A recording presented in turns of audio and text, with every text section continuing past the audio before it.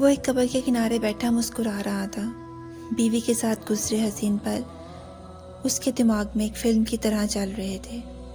اچانک تیز ہارن کی آواز نے اس کی مسکراہٹ کو اداسی میں بدل دیا۔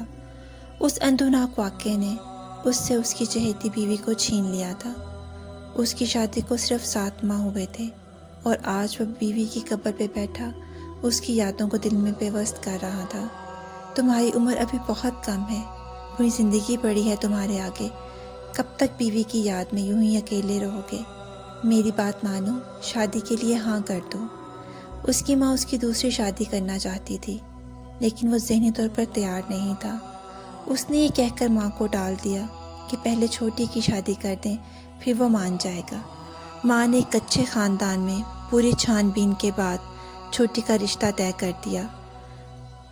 ماں نے جب دوبارہ اس سے شادی کی بات چھیڑی تو وہ ایک شرط پر مان گیا کہ وہ کسی طلاق یافتہ لڑکی سے شادی کرے گا تاکہ وہ کسی کی بے رنگ زندگی میں رنگ بھر سکے۔ اس کی شرط سنتے ہی اس کی ماں کو غصہ آ گیا۔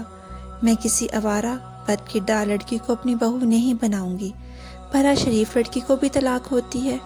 وہ اپنی ماں کو سمجھاتا، ضروری نہیں ہمیشہ برائی لڑکی میں ہو، برائی لڑکے میں بھی ہو سکتی ہے۔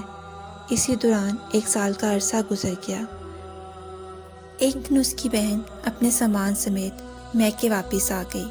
اس کے شوہر نے نشہ کرنا شروع کر دیا تھا اور اس نے اس کو مار پیٹ کر طلاق دے کر گھر سے نکال دیا۔ میری ماں یہ سن کر سکتے کے عالم میں آ گئی۔ اب تو اس کی اپنی بیٹی طلاق یافتہ ہو گئی تھی، اور طلاق یافتہ لڑکیوں کے لیے کہے گئے الفاظ میری ماں کے کانوں میں گونج رہے تھے۔ اب اس کی ماں کو سمجھ آیا کہ وہ ٹھیک کہہ رہا تھا، ہر بار قصوروار لڑکی نہیں ہوتی، چاہے جتنی بھی چھان بین کر لی جائے، لڑکیوں کی شادی نصیب سے ہوتی ہے۔